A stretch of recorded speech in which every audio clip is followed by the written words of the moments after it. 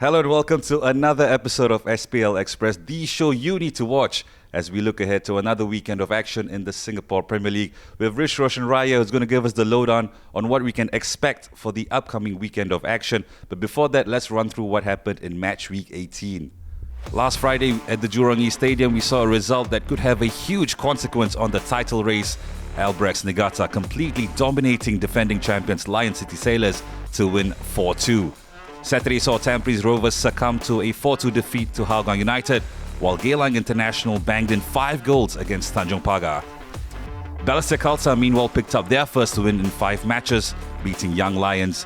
And last night, Tampines Rovers came out on top in the Eastern Derby, ending Geylang International's 7-match unbeaten streak. So Roshan, you were on commentary duty last night at our Tampines Hub. Give us your thoughts on how that game panned out and what the win means for Tampines Rovers. It was a really good game of football between these two sides, and I think although it ended 4-1 to Tampines Rovers, result perhaps didn't really show how close the game was. I think Geylang International created several opportunities, especially in the second half, and we saw from them as well in the first half they had chances that they just couldn't quite put away. So again, another sort of reminder of earlier in the season when Geylang International were playing some good football, but the results were not quite going for them. So a small setback, but when you think about the form that they've been in, they'll look to try and get back on track the next time they're in action. As for Tampines Rovers, a really welcome 3 points for them. Back up to those positions where they're challenging for an AFC Cup spot. And it gives the side a big boost in terms of perhaps for them as well. They would have felt that some of their performances in recent weeks weren't being matched with the results, and now they're able to get the 3 points in the Eastern Derby. Yep, so those 3 points moving Tampines back up to 4th, a point ahead of Hougang United. Tanjong Pagar remain in 3rd, 4 points clear of the chasing pack.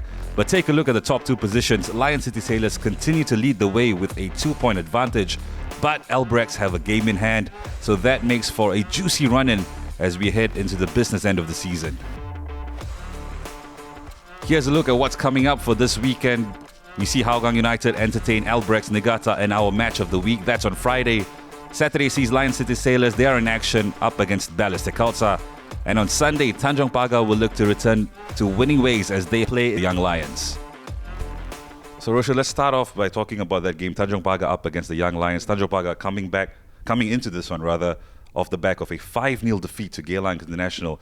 They've lost 5 times this season, and 3 of those games when they've lost by big score margins. Is there something telling about that? I think at times with Tanjong Pagar United, for them, with those matches that we're going to see, the results where they've really sort of just opened themselves up, and you could say in those games just kind of let themselves go in a sense. Although 2 of those matches were against the Lion City Sailors, and one of them I thought the selection was a little bit questionable as well. But overall, when you look at just the 5 defeats this campaign, I think they've still done really well. It's just that at times perhaps they can be a little bit difficult to predict, especially with some of the results that we've seen in terms of the defeats. When they lose, they really lose big. Aside from those couple of games against Albirex and that 1-0 defeat to Geylang, but this game against the Young Lions should be a good pick-me-up for them. But my question to you is, what goes wrong when things don't work for Tanjong Pagar? What do they lack? I think they just sort of at times fall into this mode of, I think what I would say is kind of reversion to the mean in a sense. I think they've overachieved this year in the campaign that they've had in the SPL. So, when, again, we go back to expectations at the start of the campaign with Tanjong Pagar, and a lot of us were thinking they'd be in the bottom half of the table and they'd be struggling this season. That they haven't, again, it's a credit to them. And so at times, it's always difficult to maintain that consistency and that level of performance week in, week out. I think it's asking a lot. So there will be these strange situations or these games where I guess the team just at that point in time hasn't sort of shown up for it, hasn't had that right sort of motivation perhaps, and things start to go south for them in those matches where they've leaked those goals, then it gets really bad. But again, overall, I don't want to be too negative about Tanjong Pagar because I think it's still been a very good season for them. And they need to bounce back in this game against the Young Lions. They need to collect all 3 points to get themselves back on track for an AFC Cup spot. And if they do that, it'll be a fantastic season for them. Let's talk about another team that needs to bounce back. That's the Lion City Sailors. They come into the game against Balestier after losing to Albirex, a crucial game for them. Are we seeing the Sailors crack under pressure? Because at one point, they had a healthy lead. That lead's been cut to 2 points right now. And Albirex, of course, have a game in hand as well. They are in a bit of a rut, Lion City Sailors, whatever they want to call it, whatever we want to say about it. It's undeniable with the results that they've picked up over the last few weeks or so. And not just the results. I think the more concerning thing with the Lion City Sailors is the performances. And that's always something you look at a deeper level. You know, have the performances been good? If the performances have been good, then you say, okay, it's just perhaps a little short blip in terms of the results. But the performances haven't quite been there from them. And that's something that they really need to go away and try and address. And that's Kim Do-hoon's job, you know, to try and work out what's going on with this side, and also for the players. I have a question about Kim Do-hoon, because with some teams in the SPL, you know what you're going to get. I mean, Tampines Rovers, they have an identity, a style of play. Albirex Niigata, even Tanjong Pagar, you know what we can expect from the team.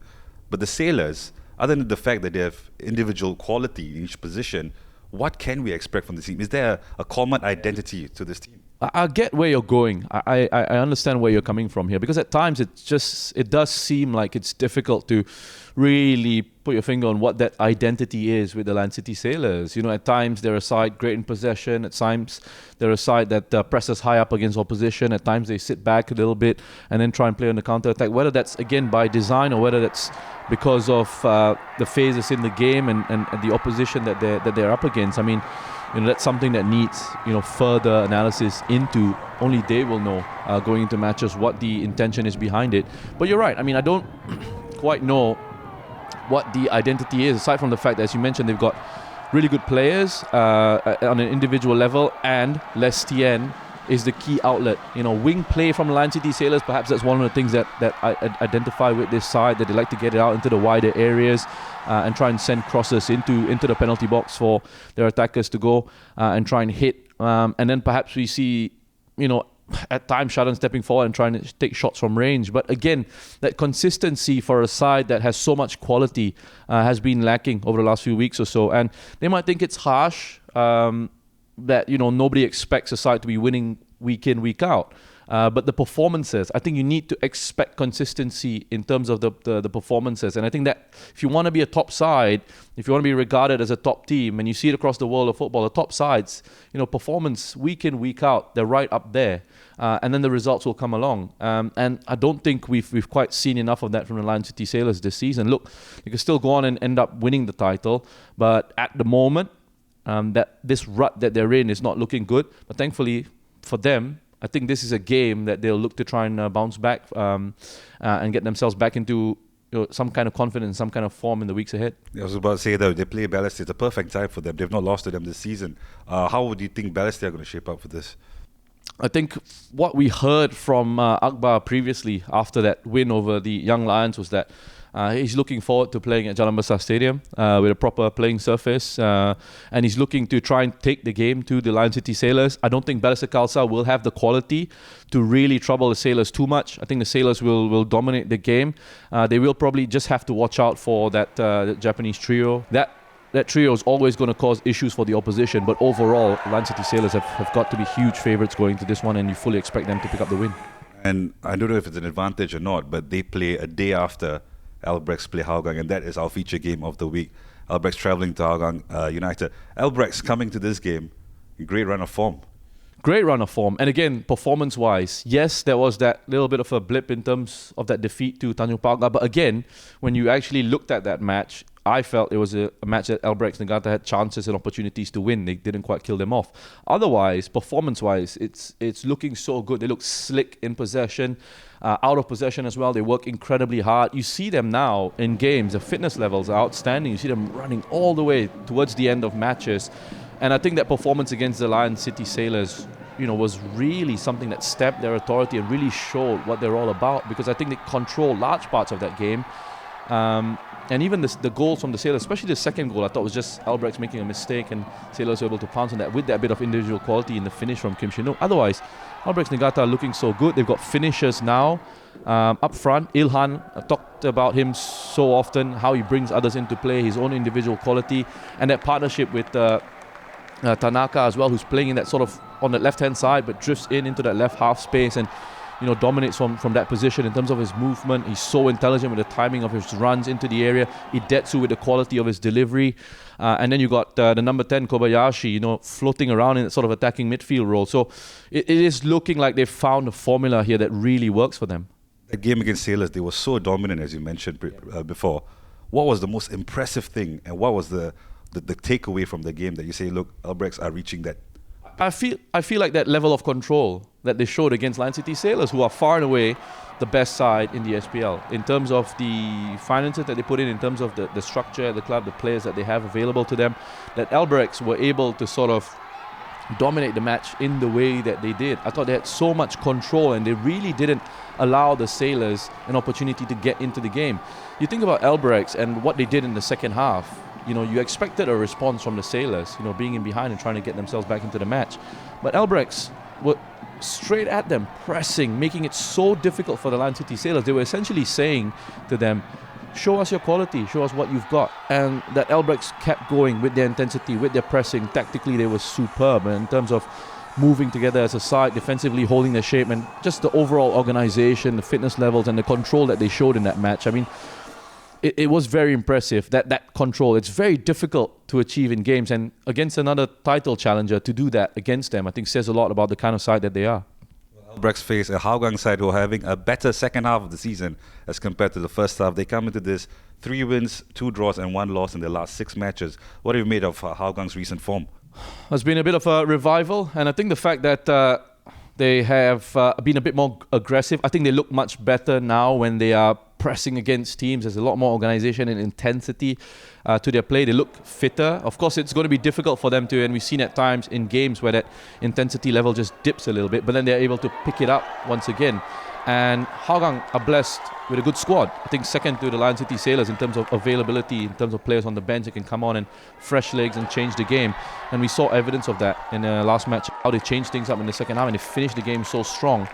Also, Krajcek has been coming into a really good run of form. Suddenly scoring goals, he's creating chances. I like him more playing in that central role for Hougang. I think he's got great energy and he looks like he's playing with lots of confidence right now. That's the role he excelled in with Balestier as well, isn't it? Exactly. I mean, you saw him at times as well, I think starting out on the left-hand side, but being allowed to drift in, not an out-and-out left winger, just start on the left-hand side, but given license to move in-field and combine with the midfielders, combine with Pedro Bortoluso and create chances in those situations. So they started to find him getting into a good run of form. That has certainly helped them. Kaishu in midfield as well, again, really good work rate, wonderful quality, and has been so consistent for Hougang United this season. The difficulty for me with Hougang at times as well is I don't know if I can fully say that, they have turned the corner, because, I don't feel like they're that far away at times as well. That element of consistency in their performance is not quite there yet. But I hope they will be able to give Albirex Niigata a good run for their money and be aggressive with the pressing and the counter-pressing in that game, because I think that's where they really look good. Well, let's see if Hougang can throw a spanner into the works for Albirex Niigata. That game is on Friday. It's our feature match. Join Shazad Haq along with Roshan here. Coverage begins from 7:15 p.m. So with that, we've come to the end of another episode of SPL Express. Thanks, Roshan, once again. Don't forget you can catch all the games live on the SPL YouTube channel. Till next time, goodbye.